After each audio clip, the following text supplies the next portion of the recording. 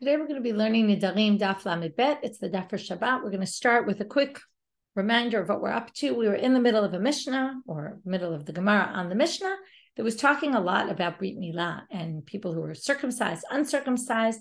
From there, the Mishnah talked about how important Brit Milah is, and from there, the Gemara also went off on that by quoting the famous story when Moshe is on his way back to Egypt, and it says, Vayivkasheu Hashem, and God meets him in this malon, in the sleeping place, Vayivakesh Hamito, he wants to kill him. So we saw at the bottom that Rebbe said, first we saw Rabbi Yoshua said, Rabbi Yoshua ben Korcha, that Milah is so important that all the great things that Moshe Rabbeinu didn't stand anything when he didn't do the mitzvah of Brit Milah, as you see. Rebbe said, Chas v'shalom Moshe Rabbeinu nitrashel min Milah. It wasn't fault for it wasn't that he was negligent about doing the Brit Milah on his son. It was, he was deliberating. How can I do Brit Milah? We have to go back to Egypt. God told me go to Egypt. On the other hand, God told me do Brit Milah. What am I supposed to do? So what was the reason for his punishment? His punishment was actually, we're going to see at the very end of Lamed Aleph Amud Bet, Ela mipnei ma ne'anash Moshe, mipnei she, I just want to see one quick thing.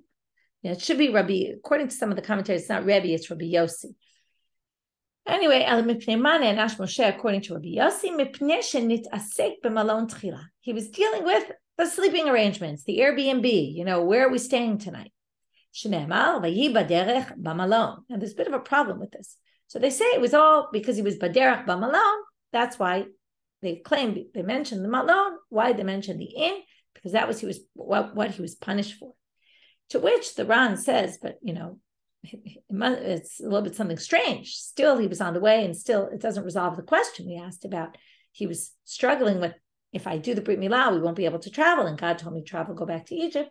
So the Ran adds that it must be that Malon must have been very close to Egypt, and it was no longer a long trek anymore, and therefore it was something that they could have done even immediately after the Brit Milah. Rashba Gomer, Lo Moshe Rabbeinu bikesh Satan la'arog.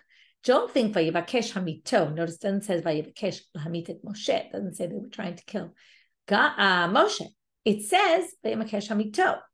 And then it says after, we'll see, we're going to quote the pasuk, Ki Chatan, right? It says what Tzipporah said, what happens in the end is Tzipporah immediately takes the stone, she cuts the oil of her son, Vatigala Raglav Vatomer, and she says, Ki Chatan Dami Matali. Okay, now what does it mean, Chatan Damim? Who was the Chatan Damim? It was the child she was talking to, not Moshe Rabbeinu. So basically, the blood that you almost got killed. So they're saying, Lo Moshe Rabbeinu bikesh Satan la'arog. It wasn't that the Satan, again, whatever, the Malach HaMavet, whoever was trying to kill Moshe, as the messenger of God was trying to kill, Ela le'oto tinok, shene'emar ki Chatan Damim atali. Okay, because first she says, right, she says, you are Chatan Damim for me, meaning the child, right? Ezu chatan, say tzei re'eh mi karoi chatan. Omer is that tinok. It was the tinok who didn't have the Brit Milah that the angel wanted to kill. Now, how you explain that? Why an angel wanted to kill a child, an infant? It's another that raises a whole other question. Tarash Rabbi Yehuda bar Bizna b'sha'a shenitrashel Moshe Rabbeinu min hamilah ba'u af b'chema u'bela'u. Now Rabbi Yehuda bar Bizna has a different drasha here. He says, by the way, the chatan, what they mean here of chatan is you're the chatan, you're like the groom is the main person in the action, right, in the wedding. He was the main one getting circumcised, so that makes him the chatan basically.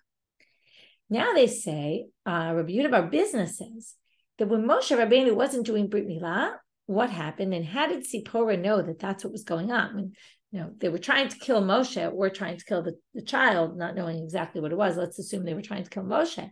So how did she know it was about Brit Milah, that was the issue? So Ba'u af v'chema u'bala'u, two angels, one anger and one another word for anger, two different words for anger. Two different angels came and swallowed him up. Veloshi, one for the top, one for the bottom. Veloshi yiru mimenu ela raglav, which is a euphemism for his private parts. Basically, they came from both sides and left just that, which made it obvious what the issue was, and therefore she immediately takes a stone, she cuts off the oil of her child, gives him a Brit Milah, and immediately the angels led off. As soon as they let off, Moshe said, I'm going to kill these angels of anger, right? This goes back to all that we saw about the sugyot about anger. Shneimar, as it says in a verse in Tehillim, heret me'af va'azov chema, right? Be rid of af and get rid of chema. This is a reference to Moshe Rabbeinu that he tried to get rid of them. Some people say lechema harago, he actually succeeded in killing chema. Shneimar, chema enli, because it says in Yeshayahu, there is no chema, almost like as if, the way they understand it, there's no anger anymore. Anger is gone from the world because the angel of anger was destroyed in the time of Moshe. To which the Gemara says, wait a minute, could that really be? V'aktiv, doesn't it say, Ki yagolti mipnei afachema? This is Moshe Rabbeinu in Sefer Dvarim. He says, because I was scared because of the af and the chema. Sounds like he's talking about Asher katzaf Hashem alechem lashmid etchem. This was the anger that God was trying to destroy the Jewish people. This was later, not way back then. After, theoretically, we just said the chema was already destroyed. So they say, the first answer is there's two different angels with the same name, chema. This could relate to what we talked about earlier in the Masechet about good anger and bad anger, or anger that's in its place and anger that's not in its place. And that maybe he got rid of the bad one, but the good one is still there, possibly. I'm just suggesting, I can't say for sure. Maybe it was the fleet, like the army of the chema that was still left. When he said, I'm scared, right? When he said, when God got angry at you, that af and chema, maybe those were the soldiers of the angel of anger, but he got rid of their leader, but the soldiers were still there. It's like when you're in a war and you kill the leader, but the soldiers still are fighting. So maybe they're a little less strong because they don't have their leader, but they still know how to fight. Tanya, other statements now. So that was all about the story of Moshe with the sun and different parshaniyot. In general, there's many different parshaniyot of that story. It's a very complicated story to understand the simple reading of the text. Who was the angel trying to kill? What was exactly the sin? Why didn't they do Brit Milah? Why did they do it when they did? How did Sipporah know that was the issue, etc. Now, Tanya Rebbe Omer, Gdola, okay, Braita, Rebbe says, Gdola Milah she'en mi shenitasek b'mitzvot k'Avraham Avinu. We're now going to see how we know that Brit Milah is so important. Because there was no one who did so many mitzvot like Avraham Avinu. He was the king of mitzvot, right? Hafnasat orchim and all sorts of other things he did. Despite all the good things that he did, he only is called Tamim, which means he went wholeheartedly with God, when he gets commanded to Brit Milah. Shenemar, hitalech lefanai ve'yeh Tamim, says, go before me and be Tamim, be wholehearted with God. Uchtiv etna briti b'ni u'beinecha. And then God says, and I will give you the Brit Milah between me and you. That's what's going to make you wholehearted with God. Davar acher, a different explanation. Gdola Milah, in other words, a different explanation of how great Milah is. Sheshkula keneged kol hamitzvot shebatorah. If you put them in a scale, Brit Milah and all the other mitzvot, it will be even. Shenemar ki al pi hadvarim ha'ele. This is a verse in Sefer Shmot where Moshe says, "Ktov lechat hadvarim ha'elu." Write down these. Hashem says to Moshe, write down these things. Ki al pi hadvarim ha'ele, because of all these mitzvot. Harati itcha brit ve'et Yisrael. It says brit milah is basically opposite all of the Torah. And the simple reading is it's this Aseret HaDibrot, which are central. But this drasha is saying it's the brit milah because of the brit. Tavar acher, a different explanation. Gdola milah she'umalei milah lo nitkaymu shamayim va'aretz. If it weren't for brit milah, the heavens and the earth would not exist. Shene'emar. Im lo briti yom v'layla. Okay, they don't quote the whole thing. It's a pasuk from Yirmiyahu, Jeremiah. If not for your briti yom v'layla, your brit morning and night, which is the brit milah, chukot shamayim va'aretz lo samti. I wouldn't have put all the rules of how the world is supposed to work. The world is supposed to continue. So there you see, brit milah is completely central to the creation of the heavens and the earth. To which Amar Rav Yehuda, sorry, I lost my place. Okay, Amar Rav Yehuda Amarav b'sha'a she'amar lo. Oh, sorry, I skipped it. I knew I was skipping something. Upliga de Rabbi Eliezer, or some people say Rabbi Elazar, and this disagrees with what he says. He understands this pasuk differently. Notice we've been translating Brit as the covenant of the Brit Milah, but he's going to say no. The Brit is the Brit of the Torah, not the covenant of the Torah. not the Brit Milah. Damar Rabbi Elazar, Gdola Torah, Shemalei Torah, Lo Nitkaymu Shamayim Va'aretz. It shows how great the Torah is, because if it were not for the Torah, the world wouldn't have existed, right? The heavens and the earth wouldn't continue to exist. And how do we get that? Again, understanding the Brit there to be the Brit of the Torah. Amar Rav Yudah Amar Rav, B'sha'ah she'amar lo Kadosh Baruch Hu l'Avraham Avinu, Hitalech lefanai v'heyeh tamim. Another, going back to that pasuk, go wholeheartedly with God. And when God tells Avram to do this, he gets nervous. Says, Achaz Torah adai, started to fear. Amar shemayesh bi davar meguneh. Maybe I have something that I did wrong. If God is telling me you have to go wholeheartedly with me, it sounds like maybe God doesn't think I was going wholehearted with him. As soon as God said to him, I want you to put my brit, I want to make a covenant with you, the Brit Milah, Avram realized, oh, he was just getting another mitzvah, and it wasn't that he had done something wrong. Okay, continuing on in the verses there, right? God takes him outside. 1 second. This is not in the same place. It's actually beforehand. God takes him outside, right? This is the famous when God takes Avram outside and says, go look at the heavens, count the stars. Amar lefanav, Ribono shel olam, istakalti b'mazal shel. Avram says, listen, I spoke to the guys who talk about the stars and the astrologers, and you know what they told me? Ein li ela ben echad. Okay, this is in parentheses, but the assumption is that Avram is a little doubtful about what's supposed to happen. So I only have one son. The son is not from Sarah. I don't understand. Amar lo, and basically he says, the stars are telling me, right? The astrologers are telling me, I have no future. And what you're telling me is not true, right? It's not going to happen. Amar lo, same itstagninut shaka. He says, leave your itstagninut. Don't listen to all those people who are looking at the stars. Ein mazal Israel. The Jewish people are not ruled by the stars. Those don't tell anything for the Jewish people. Amar Rabbi Yitzchak. Okay, if we're going to continue, so we don't look at the stars, and we're going to have a lot of this theme coming up. We don't use other methods, right? We're with God. Those other things are types of idol worship, or similar to idol worship. So Amar Rabbi Yitzchak, Kol matmim atzmo, Kadosh Baruch Hu matmim imo. If you're wholehearted with God, God will act wholehearted with you. Shenemal says in a verse in Tehillim, Im chasid titchasad. Chasid, God will act with chesed, and with a geval tamim titamam. With the person that's wholehearted, God will act wholeheartedly. Amar Rabbi Yoshaya, Kol matmim atzmo, sha'a omedet lo. If you go wholeheartedly with God, you will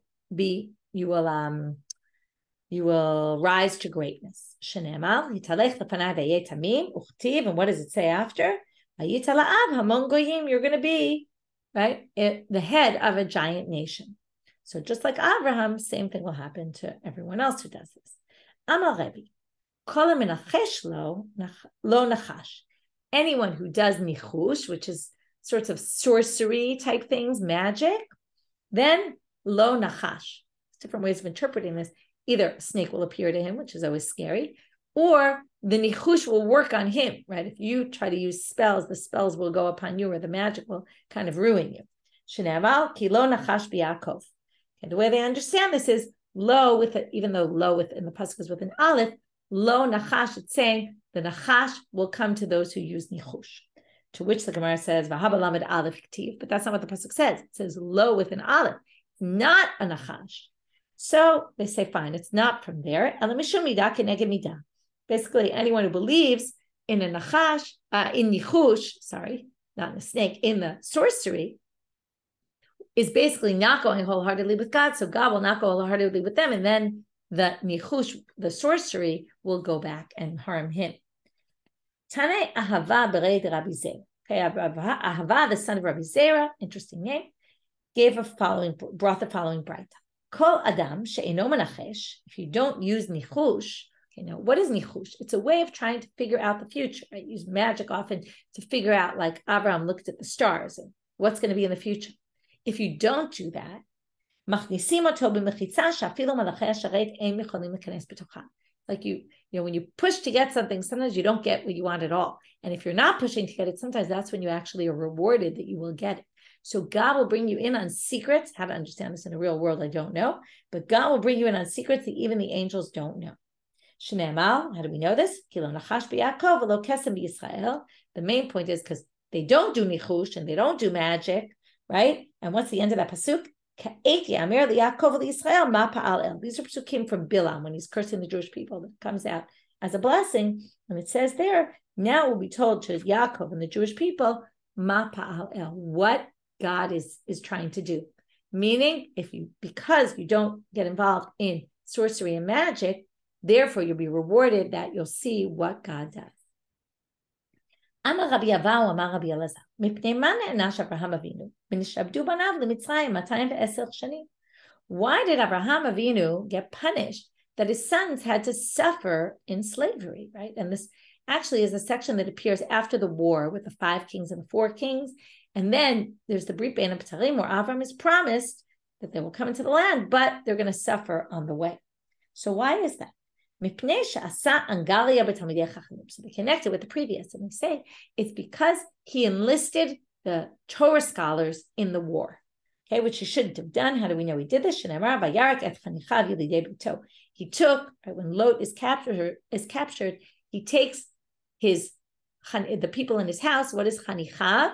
The people he was mechanech, the people he taught, the scholars, who weren't really trained in army. It's not really the right thing to take people who are learning Torah and send them off to fight in the army. That was his problem. Okay, now, do you learn from here that people who are learning yeshiva shouldn't go serve in the army? Not necessarily. It could be just he needed to have trained them better. They weren't really the right people to have taken. Anyway, and he took them away from learning. So one could try to make a claim from here. This is why, right? People shouldn't go to the army. I'm definitely not saying I agree with that. I just think that, you could read this in one way. You could also read this in another way. Some people explain it in such a way that he took them and it was kind of relying on God, because you take people into war who have no experience. You're basically saying, I'm 100% relying on a miracle, which maybe was also a bit of an issue that you shouldn't have done. And it has nothing to do with enlisting Torah scholars in the army. You can train them and then they're ready for war, and they should be. Okay, with that, let's move on. Shmuel Amal, different reason. It has nothing to do with that story. It's because he was doubtful about God. He started questioning, right? He started examining God and saying something doesn't jive here. He says, wait, how am I going to know that I have an inheritor? How am I going to know this, that I'm going to actually inherit the land like you promised? And I don't have any sons. He started questioning God. Rabbi Yochanan gives a different answer. He prevented people from coming into the Jewish people, because what happened? With stone, when the whole thing happens with Lot, he says, give me the soul and you take the money. And Abraham has all this stuff. And he basically ends up giving the people to the people he took captive, gives them to stone. And we all know what happens with the people in stone, right? Instead of bringing them under Kamfei Shechina, becoming Jews, he ends up giving them off to the people of stone. So we see a bunch of possible things that Abraham did, that because of that, the Jewish people had to suffer in the future. It's interesting, by the way, to see, right, or text in general, if you talk about these approaches to Parshanut, to explaining the Torah, that the fathers never sinned. We have Moshe Rabbeinu doing things they shouldn't have done. We have Avram Avinu doing things he shouldn't have done, right? And both of them end up getting punished because of things, or Moshe almost anyway, because of things they did wrong. Now they want to understand what that Vayarik is. What does that word mean? Rav Amal sheholikan b'Torah, he emptied them of Torah because he took them off to war. Shmuel Amar sheholikan b'Zahav, he turned them not reik, not empty. He emptied them of Torah. Shmuel says it's yarok, which is green, which often in the Gemara language it actually means yellow. And he turned them golden with gold. He basically bribed them to get out of the yeshiva by paying them money to go out to war. This is in the verse when he gets them all together. How many people? 318. To which Amar Rabbi Ami bar Abba, Eliezer keneged kulam. Eliezer was just as important as all other 318 of them. Ika de Amre, Eliezer who the chushbnei hachi have. So he knows Eliezer was the 318. It wasn't actually 318 people, it was him. How do we get from Eliezer to 318? Well, if you do the gematria, the value of the letters of his name, you get to 318. Rabbi Yami bar Abi continues to say, Ben Shalosh Shanim Ikir Abraham et Bolo. It's going to continue in the Gematria. So it's obviously a person like Gematria.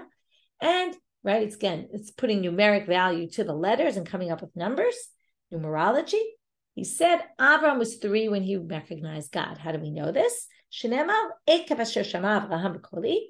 On account of that, Avram listened to me and did my mitzvot, and did Vayishmor Mishmorti, right? Mishmorti, mitzvotai, chukotai, v'toratai, and he started to keep the Torah. Ekev in Gematria is Chushbnei 172. And Avram lived for 175 years, so he must have recognized God when he was 3 years old. Ba'amal Rami Bar Abba. There's actually a debate about what the nusach is, what his name is here and in the next statement, but we'll just go with Rami Bar Abba said, turning now to Amud Bet, Hasatan bechushbnei tlat mea v'shitim v'arba'a. Satan in Gematria is 364, which is 1 less than the solar year. Now, that teaches you, even though the Jews follow the lunar calendar and not the solar calendar, but they also do with the leap year. Anyway, they loosely translate this as 364 days the Satan is around, but there's 1 day a year, which they say is Yom Kippur, where the Satan is not around at all. And that's why God is able to forgive us. Amarami bar Amma, Ktiv Avram, Uktiv Avraham. So now what's the Gematria here? Without the Hay, it's 243. With the Hay, it's 248. What's the significance of 248? It's the limbs of a person's body. This is what the rabbis believe. There were 248 limbs, and Evarim and right, the organ. To remember the translation because there's 365 of one and 248 of the other. Sorry, just want to check how to translate this. They call them limbs. Yeah, it is the limbs. Okay, the limbs are 248. A different time we'll talk about 365, but the limbs, there's 248 of them, and basically Avraham, who's Gematria, when he was only Avram before his name changes, was 243. In the beginning, he was in control of 243 of his Evarim. In the end, he was able to control all of his Evarim. Eluhen, what are the ones that were missing in the beginning? Shtei enayim, right? These are the ones that basically cause people to sin. Your eyes, right after your eyes. Shtei oznayim, things you hear. V'rosh hagviyat, which is the head of a man's private parts. Those are the things that cause people to sin. In the beginning, Avraham was not in control of that. When he got the name Avraham and he did the mitzvah Brit Milah, then he was able to control all of those. Rami bar Abba. My dachtiv ir ktana v'anashim. He's now going to quote a verse in Kohelet, 2 verses. Just a little bit of a strange verses in the middle of Kohelet. Kohelet starts to describe Ir Ktana. There was a small city of Anashim Ba'ma'at. It had very few inhabitants. Uba Eleha Melech Gadol. The big king came. V'savav otain, and basically conquered the city. Uvana Aleha Metzodim Gdolim, and built these big buildings, these big secure towers. Umatzaba Ish Misken Chacham, and then all of a sudden they found some pathetic wise man. Milatu eta'ir b'chokhmato. He managed to get out of the city with his wisdom. Va'adam lo zachar eta'isha miskenahu. And nobody remembered this Nebuch person. So the question is, what does this mean? So my dichtiv ir ktana v'anashim. Obviously, they're going to explain this as an allegory because simple reading doesn't really make much sense. Why would Kohelet be discussing this? Ir ktana ze haguf. It's the body that we were talking about. There was a small city. It was the body. Anashim b'ma'at has not a lot of people in it. Those are the limbs, the Evarim. Uvala melech hador v'savav ota ze yetzer hara. In came the evil inclination and conquered the body. Uvana aleh mitzodim v'charamim. What are the big towers they built? No, that's sins. Basically, the evil inclination started the person sinning. Umatzah ba'ish misken v'chacham. Who's this Nebuch person who's very wise? Ze yetzer tov. It's the good inclination. Umilatu at'ir b'chokhmato. He got out of the city with wisdom. What does that mean? Zot tshuva u'masim tovim.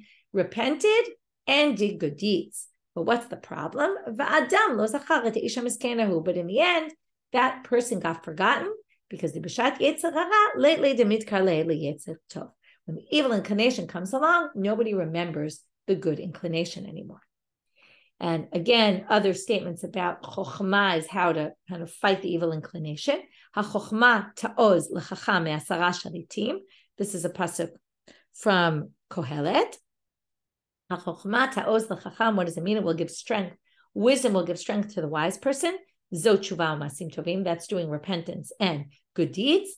Me'asara shalitim. What are these 10 rulers? Well, remember we said there were 5 ivarim in a person, 5 limbs that were central.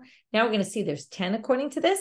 Shtei einayim, 2 eyes, v'shtei oznaim, that we saw already. Shtei yadayim, v'shtei raglayim, 2 hands and 2 legs. Right? Those also what pushes you to sin, right? It enables you to sin. V'rosh hagviyah, the tip of the private, man's private parts. Upeh, and the mouth. Interesting to add the mouth. We're in the middle of Masechet Nedarim, all about what your mouth can do.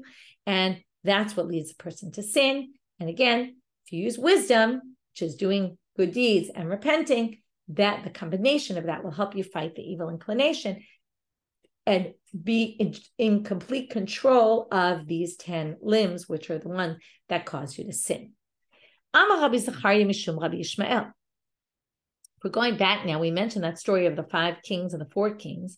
And in that story, we see that Bikesh HaKadosh Baruch Hu Lotzi Kuhuna Mishem. God wanted to give the kuhuna to Shem. How do we know this? Shneimar Lu Kohen La'el Elyon. When it talked about Melchizedek in those verses, it called him the Kohen La'el Elyon. He was the Kohen. Sounds like he's the Kohen. Okay, now, right? It's Melchizedek Melech Shalem, Hotzi Lechem B'Yayim, V'hu Kohen La'el Elyon. Sounds like he's the one. Some people associate Melchizedek with Shem, and that's what they're clearly doing here. Kevan Shigdim Berkat Avraham LeBerkat HaMakom. But what did Shem do?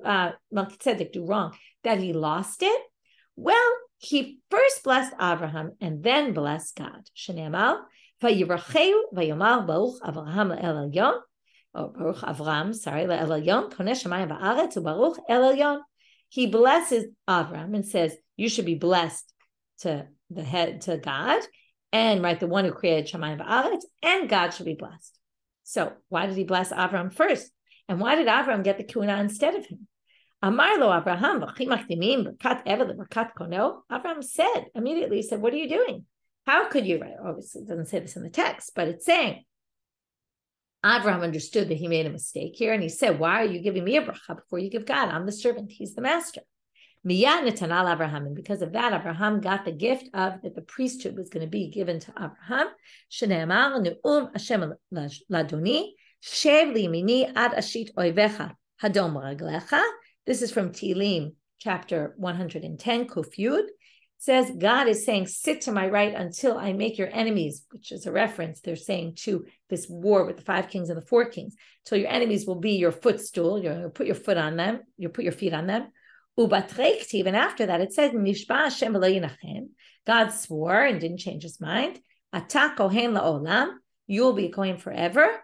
Al divrati Melchizedek, because of Al dibur rosh Melchizedek. The way they say Al divrati Melchizedek, they explain it as because of the words of Melchizedek. Because of that, Abraham got the kehuna. Kehuna went to the Jewish people. V'hainu dichtiv v'hu kohen la'el elyon, hu kohen ve'en zaro kohen. And they extrapolated from the verse. He is kohen la'el elyon Melchizedek, but just him. Didn't go to his children. And for our kohanim, it passes on to the children. And with that, Hadran alach arba'ah nedarim. So we started with this issue of Brit Milah. We started with Moshe. We went to Avram. From there, we talked about the greatness of the mitzvah of Brit Milah also. And we talked about other stories of Abraham Avinu, different things that he did and different, and we saw within that what Moshe did wrong, what Avram did wrong, right? And how important it is to do tshuva, masim tovim. We end with that important thing, and that allows humans to have control over their destiny and control over their actions. Starting with the 4th chapter. There's no difference between saying to your friend, "I vow you will not benefit from me," or "I vow you will not eat from me." Both are really the same, other than the following things.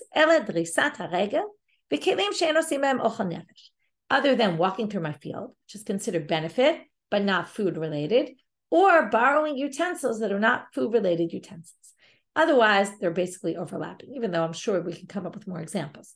And in fact, the Ein Bain is a structure that comes up in Masechet Megillah. There's a lot of them, and this is one of them, actually. This is quoted there as well. which is all sorts of things where there's no difference between this and that, like Adar Rishon and Adar Sheni, except for, and they say, what are the differences? Okay. We'll get back to this Trisat Regel momentarily. Some people say it's only if it's a shortcut for you. Otherwise, walking through your field, if I walk through your field and it doesn't cut me any time, maybe it's actually not benefit. Okay, there's a debate about that. If you're mudar food, then again, if you're mudar food, then you can walk through someone's field and you can borrow utensils that aren't connected to food. And therefore they say, if you say food, you can't even lend them any food related items, sieves, sifters, millstones, ovens, they all are food related. You can give them a cloak, a ring, a talit, or jewelry, okay? Or any kind of your nose rings, etc. Mantana, the Gemara wants to know who's the Tana who thinks that Drisat Regel is translated as Hana'ah, because really just walking through my property is not necessarily that you're benefiting. It's only Rabbi Eliezer's opinion. Titania Rabbi Eliezer Omer, afilu vitul asor b'mudar hana'ah. Even vitul, okay, what's vitul? Things that I generally don't really care about. Even that is considered benefit. So find out. Most people don't really care that you walk through their property. I actually had a neighbor who had a shortcut in their backyard, and they wouldn't let people walk through. So theoretically, you could say, right, in that case, it wouldn't just be vitul. That would be really hana'ah, because they thought it was going to ruin their grass, and it's true, it does, if people start walking through all the time, so they wouldn't allow people. But normally, the Gemara seems to think that it's not really such a problem for people. If somebody walks through your field, and therefore, right, we're assuming they don't trample on, they walk on the sand. And vitur is something extra. The Ran translates it as you go to a store and you pay money and they give you something and then they throw something extra in. That, according to Rabbi Eliezer, is still considered hana'ah, even though it's not something you actually would pay for. That's something it's measurable maybe, but still it's considered hana'ah. It must be the Mishnah follows him because they count Drisat Regel as benefit. Not everybody necessarily would say the same. With that, we'll finish today's daf and wish everybody a Shabbat Shalom or Shabbat Tov. We'll meet up on Sunday. Have a great day.